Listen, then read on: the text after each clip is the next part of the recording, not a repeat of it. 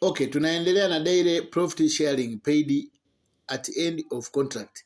Yaani hapa ni kwamba hizi fedha zinalipwa baada ya kumaliza mkataba wako. Kumbuka kwamba hii biashara pia ni ya kushirikisha watu kutengeneza networking. Kwa hiyo unapomshirikisha mtu mmoja, tulisema kwamba mtu wa kwanza unapata $30, na yule mtu akishirikisha mtu unapata $5, na yule mtu akishirikisha mtu mwingine $5, hivyo hivyo inaenda mpaka $3.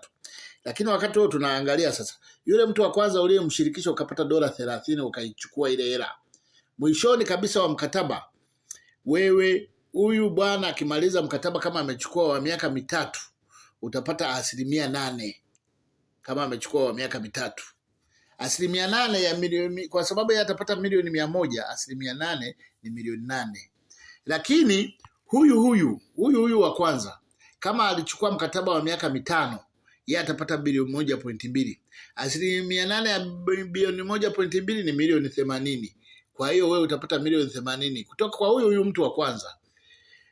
Lakini huyu mtu wa kwanza kama alichukua miaka 7, yeye atapata bilioni 3.5 na 8% yake ni milioni 250. Kwa hiyo hizo fedha zote utapata. Kwa mfano kama amechukua mikataba 3, kwa hiyo hiyo hela yote itakuhusu, utachukua. Lakini kama amechukua 10, utachukua. Kama amechukua 100, utachukua hizo 8%. Sasa kizazi cha pili ambacho kimewekwa na huyu wa 8% ambaye ni $30, kizazi cha pili utapata 5%. Miaka 3, 5% ya milioni 100 ni milioni 5. Kama atachukua miaka 5, utapata yule atachukua bilioni 1.2, 5% yake ni $50.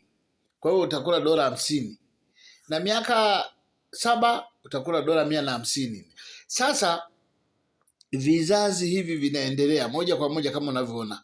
Formula ni hiyo za 5%, 5%, 4%, 4%, hivyo inakwenda kabisa mpaka kizazi cha 20. Kwa hiyo kizazi cha 20 utakuwa umekula $63,000.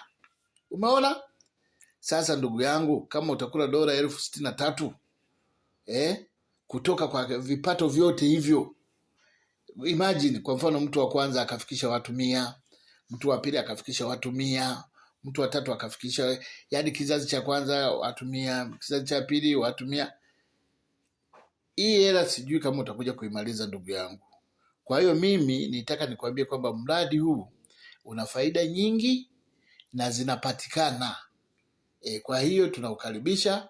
Chukua mkataba, jisajili. Hata kuweka fedha, unaweza kuanza kuweka fedha kidogo kidogo.